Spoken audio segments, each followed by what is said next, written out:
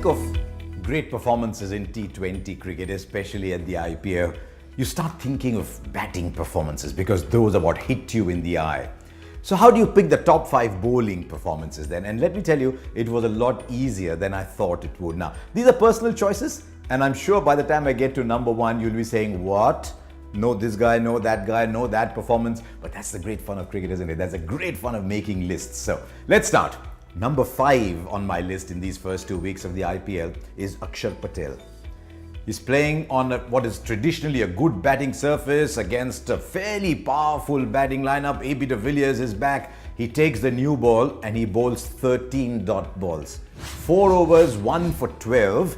And even though AB de Villiers produced a fantastic innings, Akshar Patel got the man of the match. And it's not often that you see a bowler going 4 overs, 1 for 12. Just to put things in perspective, if you go at 3 and over, and even if you assume that 8 per over is a par score, so 160 is a par score, he's only gone for 12. That means in the remaining 16 overs, you've got to score 148. So get 9 runs per over of every bowler. That tells you why this was such a fantastic performance. So Akshar Patel is number 5. My number 4 performance came from a debutant. India know Andrew Tye well because he played against India during the limited over series in Australia. Didn't quite start the tournament because Gujarat Lions wanted to play all their batsmen up front.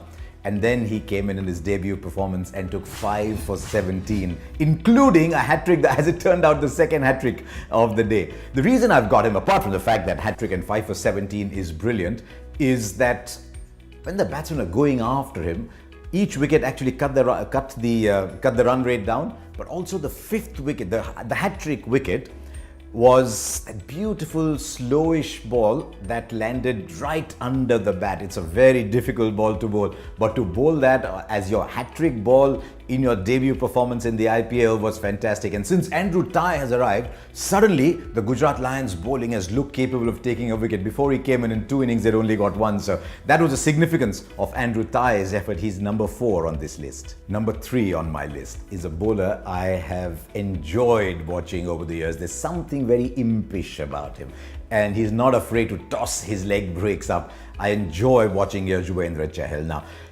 he got 3 wickets in this game, but he had 213 in the bank, and you'd have thought, oh, that's easy when you've got 213 in the bank. But Gujarat Lions were going after the bowling. It was very important to get those early wickets. What did he do? In the very first over, he gets Dwayne Smith.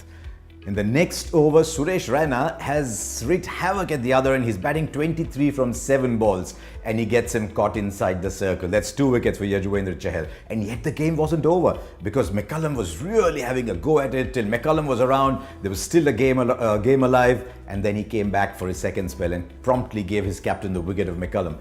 A bowler who wants to bowl at any stage of the match and is capable of delivering wickets to his captain at any stage is a captain's dream. And Yuzvendra Chahal's 3 for 31 might not seem as dramatic as some other performances, but it turned a match, and it turned a match twice, and that's why he features at number 3 on this list. Number 2, it's not always that you pick a bowler who played for RCB. I mean, you think of RCB and you think, wow, batting. You think of all those glorious stroke makers in RCB. And here is someone who's been ranked as the number 1 T20 bowler for a long time, but had only played a handful of IPL games, never seemed to get picked for some reason. And there comes Samuel Badri. And who is he up against? The Mumbai Indians. And he picks up a hat-trick. 4 wickets for Samuel Badri in what really was a start in the IPL for him, because he'd played a handful of games here and there. And I thought the 3rd of the hat-trick wickets was just sensational. He was playing against a very high quality batsman. You might say that Rohit Sharma struggles against spin early on, and all that is valid, but to go through Rohit Sharma's defense and hit the stump on a hat-trick ball when the batsman is defending was outstanding. And so Samuel Badri's effort of 4 wickets against the Mumbai Indians is number 2 on my list. By now, you've probably figured out what number 1 is, and you're probably telling yourself, what nonsense. There is no Rashid Khan in this list. There is no Sunil Narine in this list. There is no Imran Tahir in this list. If you had asked me who are the top 5 bowlers of the IPL in the first 2 weeks, then these 3 had a very good chance of coming in. But beautifully as they've bowled, I couldn't remember one single performance that I could actually put in. And though they've been, Rashid Khan and Mohammad Nabi running through the middle in one game, or Sunil Narine picking 1 for 17, Imran Tahir taking 3 for 28, those were all fine performances. But right at the top is someone who, for my money, or for anyone else's money, has been the bowler of the IPL so far, and that is Bhuvneshwar Kumar. 5 for 19 in a run chase where runs were flowing at the other end is just incredible. And then to bowl those Yorkers on demand, and the wicket of Manan Vora that turned it all against Kings 11, that ensured that Bhuvneshwar Kumar performance was the performance of the first 2 weeks of the IPL. So there you are, those are my top 5. Do you agree? Excellent. Do you not agree? Doesn't matter. Throw up your own top 5.